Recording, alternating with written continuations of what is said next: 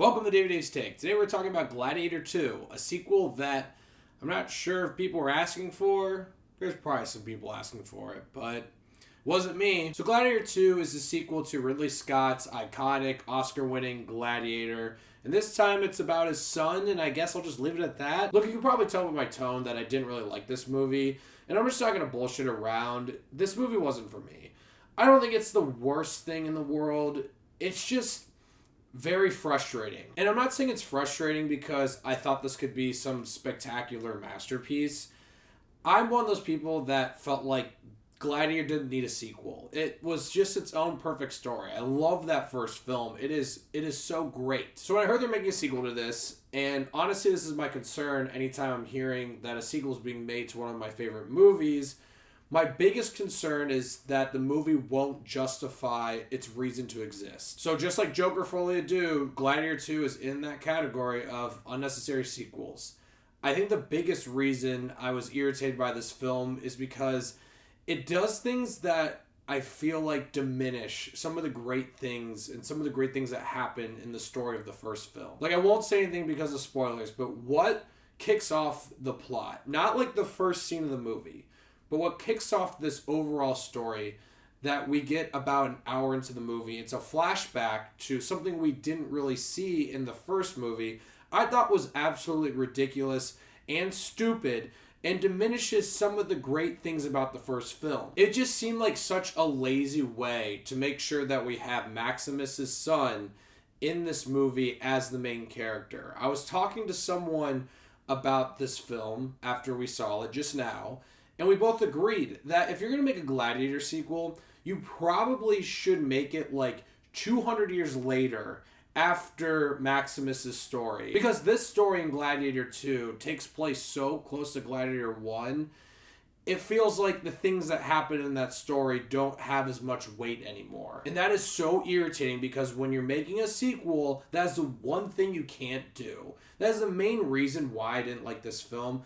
But we can get into the other reasons as well. The first half of the movie feels like a Hangover Part 2 version of Gladiator. Like, we are getting the same exact story beats as we did in the first film, but they're not fleshed out as much, they're way less interesting, and they have way less emotional weight to them. It's almost like they flew through those things because we have to get to these other plot points because there's so much going on in Gladiator 2. And that's not a good thing, because when you compare it to the first film, there's a lot going on, but it's like that perfect amount. And the story overall is pretty simple. There are things in Gladiator 2 that I enjoy when it comes to story. There's some character things that I thought are actually interesting, specifically with Pedro Pascal's character and Denzel Washington's. So a lot of things feel rushed. And because of that, when we get to the Gladiator sequences, it doesn't feel like there's much emotional weight to them. You're totally on all the good character sides, and you get their motivations, and the bad guys are dicks. But it's just like the weight of it is just not there compared to that first movie. So when those Gladiator sequences are going down, you just don't really care. And I will say, like, those sequences are a lot of fun. If you're looking forward to this movie just for those sequences, you won't be disappointed. There's some creative stuff they do. Some action sequences that are really impressive because Ridley Scott is directing this movie and he's almost 90. They're violent and they're fun, but they're just not as interesting or as investing as the first film. There's one fight, and you can probably tell from the trailer which one that is. It's one-on-one. That fight was great. That had the emotional beats that reminded me of the first one, but that was it. And when we get to that final act of the movie, that feeling of everything being rushed just skyrockets.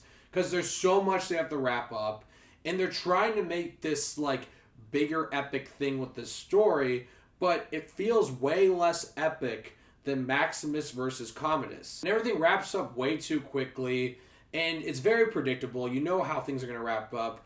And I just didn't like some of the choices they made with some character fates. But I mentioned some of the things I enjoyed. Like I said, the Gladiator sequences are fun. I think all the performances are great. I think Pedro Pascal is great. Denzel Washington is a lot of fun here. And I really like Paul Mescal. He really nails Maximus's son. Like, you totally believe that that is his son. And at a certain point, about halfway through the movie, the movie starts taking a turn that I wasn't really expecting, and it was different from the first film. I'm like, oh wait, we're finally doing something different here. And lastly, I'll say, the movie does feel huge. Like, it does feel like a big Hollywood movie, a big sequel, and I always like that type of feeling, especially when you're going to make a sequel to Gladiator. But the bad definitely outweighs the good here. I think that it's not the worst movie I've ever seen, but it is one of the more frustrating movies I've seen in a while. Like, I know this movie was 24 years in the making, because the first Gladiator came out like 24 years ago.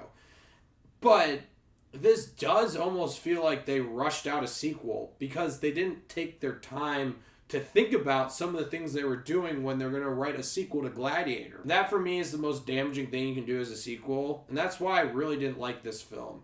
If you're a big fan of Gladiator, the first one, I don't know if you're going to like it. I think if you go to Gladiator just for those action sequences, you'll have a great time. And there are moments to enjoy in Gladiator 2.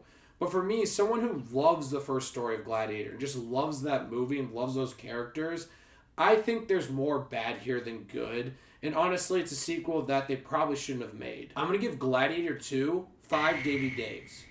I am really curious to see what people think about this film, because I already see that it is divided by critics. Like, some critics really loved it, then some critics really hated it. So I am really curious to see, when audiences see this, what they're going to think. So, Gladiator 2. Let me know what you guys thought of it once you've seen it. I'm curious to hear. And thank you so much for watching. Click here to see more of Davey Takes.